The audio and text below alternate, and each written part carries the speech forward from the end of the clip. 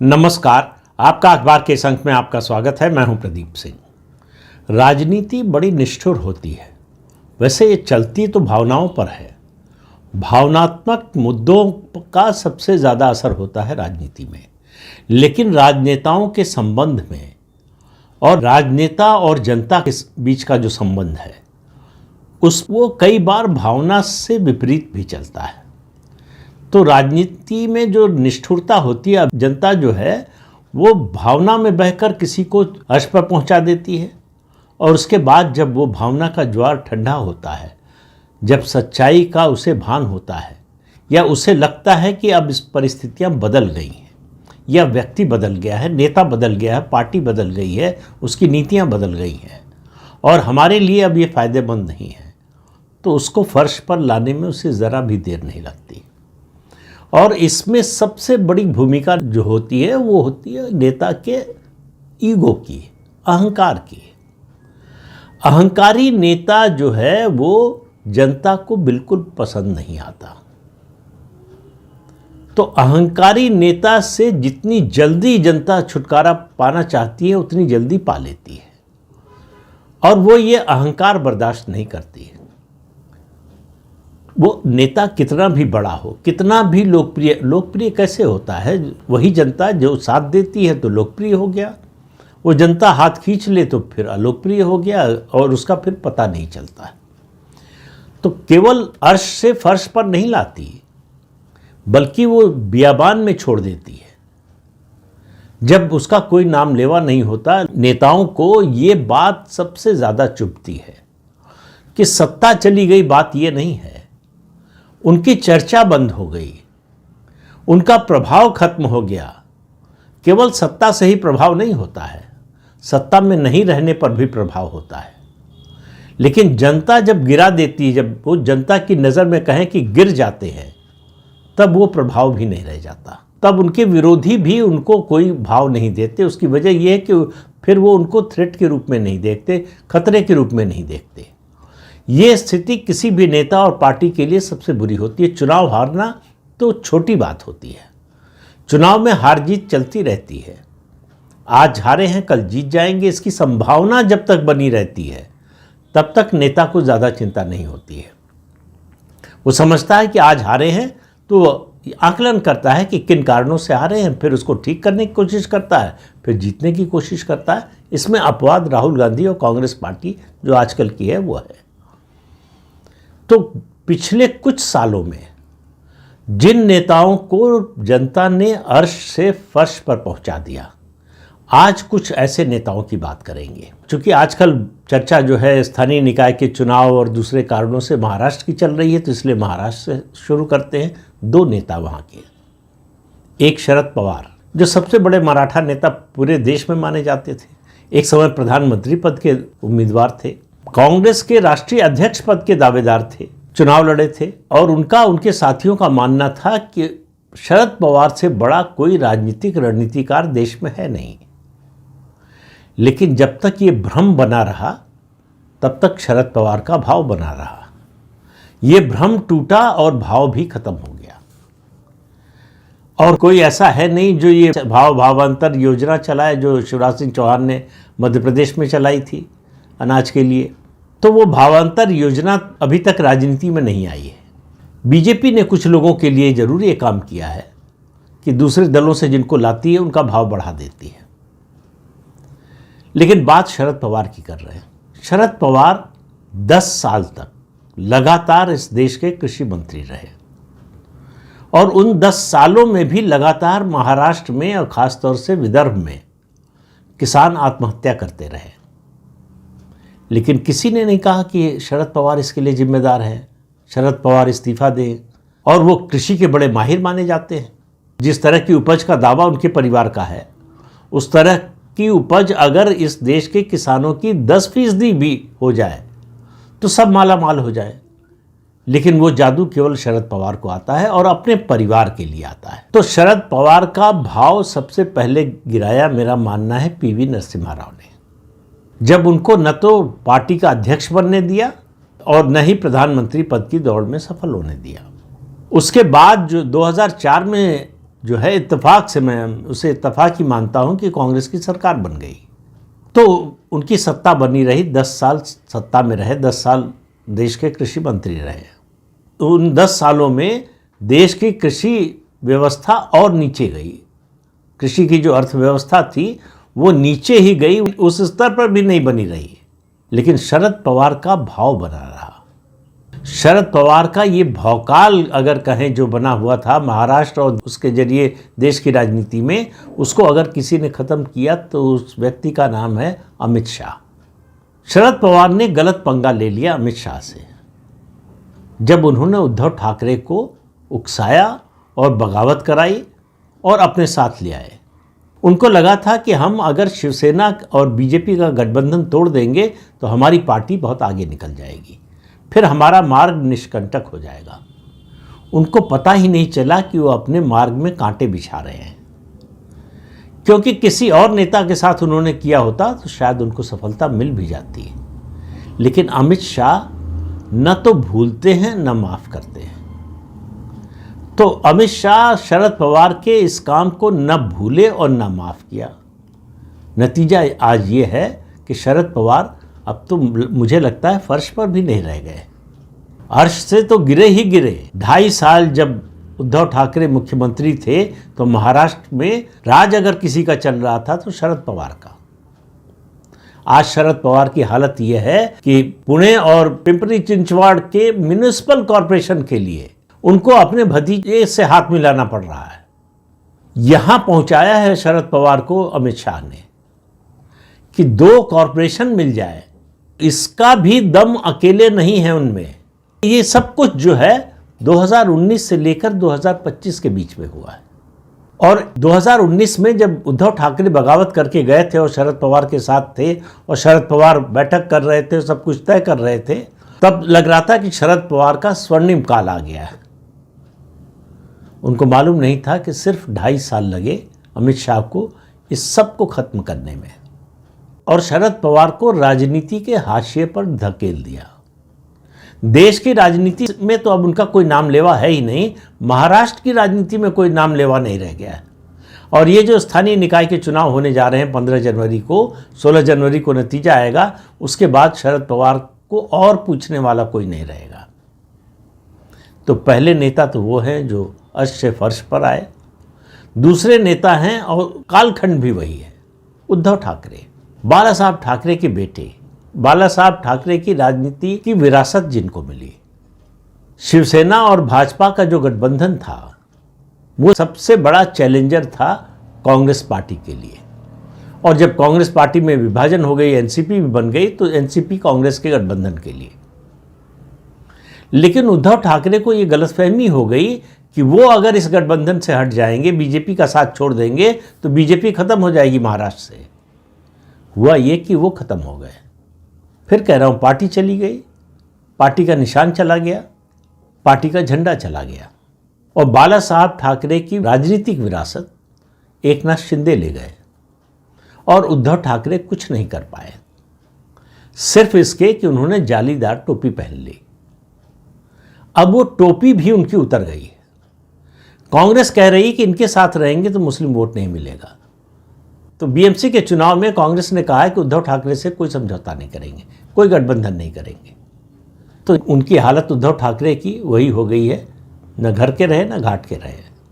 यहाँ से गए ही, और पार्टी का सिंबल और उसके अलावा पार्टी का झंडा ही नहीं गया, राजनीतिक विरासत ही नहीं गई, उसके साथ साथ उनके पास जो कुछ बचा हुआ था वो भी चला गया। आज उद्धव ठाकरे की स्थिति ऐसी है कि बीएमसी के चुनाव का नतीजा आने के बाद मातोश्री कितने लोग जाएंगे ये बताना बड़ा मुश्किल होगा। आज महाराष्ट्र की राजनीति में एकनाथ शिंदे उद्धव ठाकरे से बड़े नेता हो गए, और उद्धव ठाकरे को राज ठाकरे से हाथ मिलाना पड़ा है, जिनकी ओर 20 साल तक नजर उठाकर देखा नहीं, उन राज ठाकरे से जिनकी झोली में कुछ नहीं है, और उनके झोली फैलाने से भी उसमें कुछ नहीं आने वाला है। राज ठाकरे पर्यायवाची हैं अराजकता के। वो सड़क पर उनके लोग गुंडागर्दी कर सकते हैं, यही उनकी क्षमता है, वोट नहीं ले सकते। मराठी मानुष बहुत समझदार होता है, बुद्धिमान होता है। वो जानता है कि कौन अच्छा है कौन खराब है, खास तौर से उसके लिए, उसके प्रदेश के लिए, उसकी संस्कृति के लिए।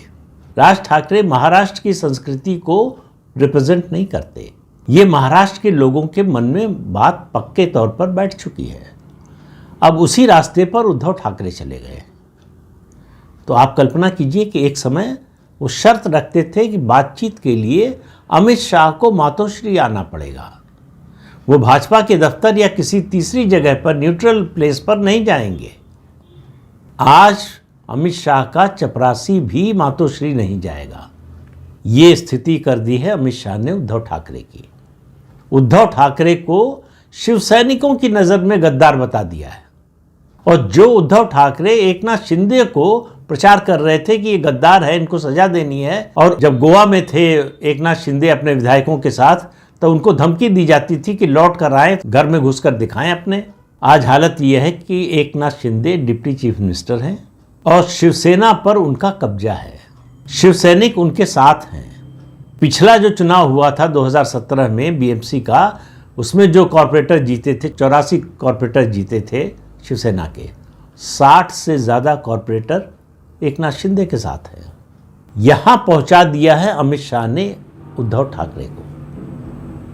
और जो कुछ बचा खुचा है अगर है तो वो ये स्थानीय निकाय के चुनाव में खत्म होने वाला है। तो आप याद कीजिए कि आज से 3.5 साल पहले उद्धव ठाकरे महाराष्ट्र के मुख्यमंत्री थे।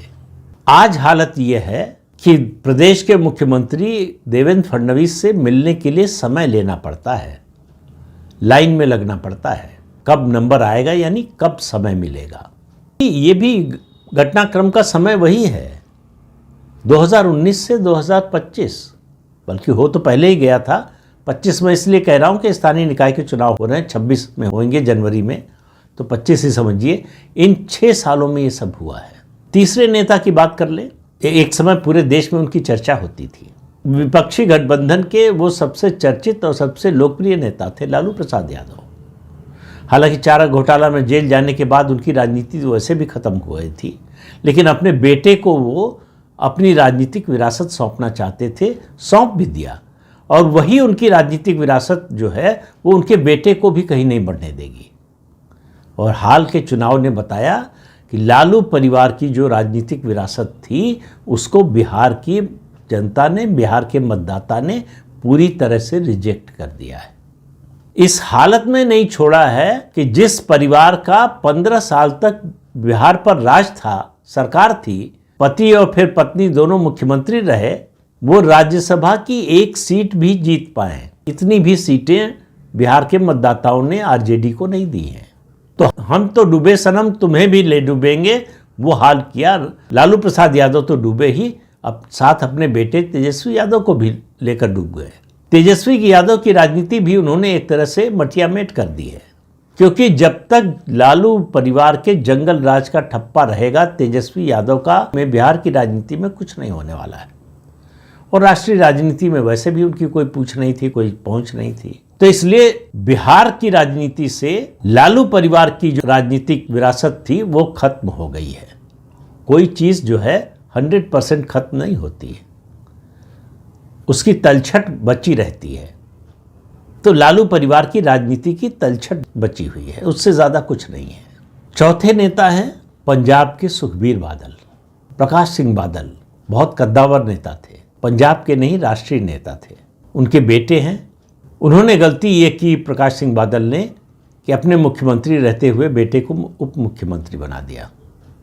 और बेटे ने जो ट्रेलर दिखाया उसने पंजाब की जनता को, खास तौर से सिखों को डरा दिया कि अगर ये मुख्यमंत्री बन गए तो पूरे पंजाब का बेड़ा गर्क हो जाएगा।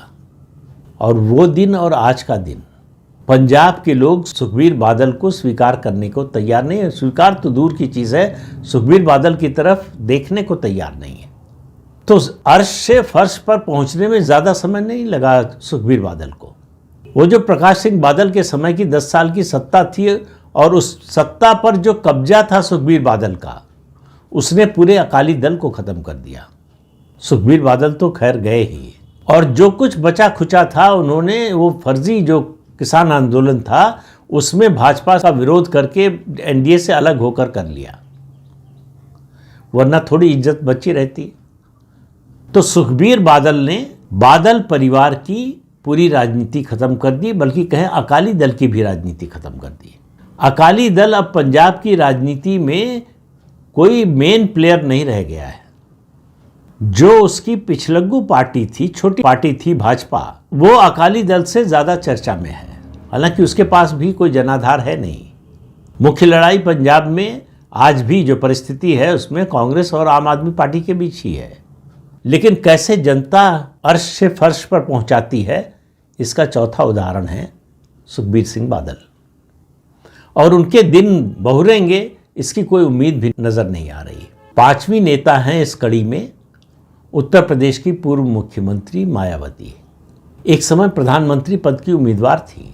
2009 के चुनाव में लेफ्ट ने उन्हें कंधे पर उठाकर घुमाया और प्रधानमंत्री पद का उम्मीदवार घोषित किया 2009 के लोकसभा चुनाव में।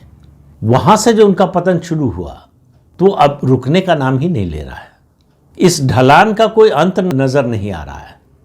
जिस पार्टी की 2007 में पूर्ण बहुमत की सरकार थी 206 सीटों के साथ, आज उस पार्टी का सिर्फ एक विधायक है 403 में से। ये उपलब्धि है मायावती की पूरे 5 साल मुख्यमंत्री रहने के बाद। वो उत्तर प्रदेश की पहली ऐसी नेता बनी जो अपने निर्वाचित कार्यकाल के पूरे 5 साल जिन्होंने पूरे किए, उससे पहले कोई नहीं कर पाया था। कांग्रेस पार्टी के किसी मुख्यमंत्री को उसका निर्वाचित 5 साल का कार्यकाल पूरा ही नहीं करने दिया, और बाकी पूरा नहीं कर पाए, चाहे वो मुलायम सिंह यादव रहे हों, चाहे कल्याण सिंह रहे हों, राम प्रकाश गुप्ता रहे हों, राजनाथ सिंह रहे हों, कोई कार्यकाल अपना पूरा नहीं कर पाया 5 साल का निर्वाचित। तो इसलिए प्रधानमंत्री पद की उम्मीदवार से आज उनकी हालत ये है कि न तो लोकसभा में है न राज्यसभा जाने लायक उनके पास विधायकों की संख्या है। किसी को एमएलसी बनाने की भी उनकी हैसियत नहीं रह गई है उत्तर प्रदेश की राजनीति में, जिनका एक समय उत्तर प्रदेश की राजनीति में डंका बजता था। तो ये होती है जब जनता की नज़र घूम जाती है, जब कोई नेता जनता की नज़र से उतर जाता है या कहें दिल से उतर जाता है। छठे नेता के रूप में मैंने रखा है राजस्थान के सचिन पायलट को। बहुत तेज़ी से उभरते हुए नेता। एक समय राहुल गांधी से तुलना होती थी। खैर राहुल गांधी से मुझे लगता है अब भी वो बेहतर ही है राजनीतिक समझ की दृष्टि से। पार्टी को 4-4.5 साल लगाकर संगठन खड़ा किया, पार्टी को सत्ता में ले आए, वही उनका सबसे बड़ा अपराध बन गया। सत्ता में लाए, मुख्यमंत्री नहीं बने। जो सत्ता से बाहर थे, जो प्रदेश की राजनीति से भी बाहर थे उस समय, वो अशोक गहलोत मुख्यमंत्री बन गए और सचिन पायलट को उप मुख्यमंत्री और प्रदेश अध्यक्ष दोनों पद से हटा दिया। हाईकमान भी कुछ नहीं कर पाया। हाईकमान में यानी गांधी परिवार में जो लोग सचिन पायलट के समर्थक थे वो भी कुछ नहीं कर पाए। और सचिन पायलट की अधूरी बगावत उनके राजनीतिक जीवन की सबसे बड़ी भूल की। या तो बगावत करते नहीं या बगावत की तो उसको पूरा करते, वो दोनों नहीं किया उन्होंने। तो उसका नतीजा ये हुआ कि आज देश की राजनीति छोड़िए, प्रदेश की राजनीति में भी हाशिए पर है। पार्टी की सरकार चली गई, पार्टी हार गई, फिर भी जो मुख्यमंत्री पद का दावेदार था 2018 में, उसको 2023 में प्रतिपक्ष का नेता भी विधानसभा में नहीं बनाया। राजस्थान में कांग्रेस का भविष्य नहीं है अशोक गहलोत। भविष्य अगर कोई हो सकता था तो सचिन पायलट। सचिन पायलट पीछे हैं, अशोक गहलोत आगे हैं। ये कांग्रेस की राजनीति है, ये कांग्रेस की सोच है। 7वें नेता हैं आंध्र प्रदेश के जगन मोहन रेड्डी। संघर्ष करके ऊपर आए, राजशेखर रेड्डी के बेटे हैं। 3000 या 4000 किलोमीटर की पदयात्रा की, पहले बड़ी पार्टी बने, सोनिया गांधी से सीधा मोर्चा लिया, सोनिया गांधी से बगावत करके अपनी पार्टी खड़ी की और प्रचंड बहुमत से सत्ता में आए 2019 में। सिर्फ 5 साल लगे अर्श से फर्श पर पहुंचने में। आज उनका कोई नाम लेवा नहीं है। एक समय देश भर में उनकी चर्चा होती थी, नए उभरते हुए नेता के रूप में चर्चा होती थी, दक्षिण के नए ध्रुव की तरह उनकी चर्चा होती थी। आज वो आंध्र प्रदेश में भी चर्चा का विषय नहीं है। अब चर्चा होती है तो चंद्रबाबू नायडू के बेटे नारा लोकेश की होती है, जगन मोहन रेड्डी की नहीं। और वो कब जेल चले जाएंगे इसका कोई भरोसा नहीं है। उनका मामला लगभग वैसा ही है जैसा लालू प्रसाद यादव का था। ये तो हमारी न्याय प्रणाली है जिसकी वजह से वो अभी तक जेल के बाहर है, और जेल जाने का मतलब है कि राजनीति हमेशा के लिए खत्म। तो पहले उनका परिवार मतलब झगड़ा हुआ, परिवार टूटा, माँ और बहन अलग हुई, सत्ता मिलते ही उन्होंने माँ और बहन को किनारे कर दिया और उसके बाद बदले की राजनीति पर उतर आए। चंद्रबाबू नायडू को जेल भेजा, ये उनके राजनीतिक जीवन की सबसे बड़ी गलती थी। उसका नतीजा ये हुआ कि सत्ता से बाहर हो गए। और चंद्रबाबू नायडू, जिनकी लग रहा था कि राजनीति खत्म हो गई है, वो एकदम से जैसे मुर्दा उठकर खड़ा हो जाए उस तरह से उठकर खड़े हो गए। उनकी राजनीति खड़ी हो गई और उनकी राजनीतिक विरासत भी अब जो है तैयार हो रही है। और चंद्रशेखर राव तेलंगाना के मुख्यमंत्री, 2 टर्म मुख्यमंत्री रहे और अपने को राष्ट्रीय नेता मानने लगे। पार्टी का नाम बदलकर राष्ट्रीय कर दिया और चौथा मोर्चा बनाने की कोशिश करने लगे, बीजेपी और कांग्रेस दोनों से अलग। प्रधानमंत्री नरेंद्र मोदी का अपमान किया मुख्यमंत्री रहते हुए। जो प्रोटोकॉल है कि प्रधानमंत्री किसी राज्य में जाते हैं तो उस राज्य का मुख्यमंत्री एयरपोर्ट पर उनको रिसीव करने के लिए आता है। एक बार प्रदेश से बाहर चले गए, दूसरी बार प्रदेश में और राजधानी में रहे, फिर भी रिसीव करने नहीं गए और प्रधानमंत्री के खिलाफ बोलना शुरू कर दिया। उनको लग रहा था कि अब वो राष्ट्रीय नेता बन गए, प्रधानमंत्री पद की दौड़ में शामिल हो गए। उनको तो सत्ता से कभी कोई हटा ही नहीं सकता। जिस तरह का महल उन्होंने अपने लिए बनवाया, वो अरविंद केजरीवाल के शीश महल से कुछ कम नहीं था। ये अलग बात है कि अरविंद केजरीवाल ने उससे सबक नहीं सीखा। आज उनकी पार्टी की हालत यह है कि अगले चुनाव तक उनकी पार्टी का अस्तित्व भी बचा रहेगा कि नहीं, इसमें भी शंका है। तो ये नेता हैं जो आप देखिए पिछले कुछ सालों में ही, 6-7 सालों में ही अर्श से फर्श पर पहुंच गए। अब पूरी तरह से इनका राजनीतिक अस्तित्व खत्म होने की ओर है। तो इसलिए कहते हैं राजनीति बड़ी बेरहम होती है। जनता को अगर नासमझ समझने की गलती आपने की तो आपका गड्ढे में गिरना तय है, उस गड्ढे से, ऐसे गड्ढे में जिससे आपको कोई निकाल नहीं सकता। तो इस अंक में इतना ही। अगले अंक में फिर मिलेंगे किसी नए मुद्दे के साथ। तब तक के लिए अनुमति दीजिए। आपसे अनुरोध है कि चैनल देखिए, शेयर कीजिए, लाइक कीजिए और सब्सक्राइब जरूर कीजिए। नमस्कार।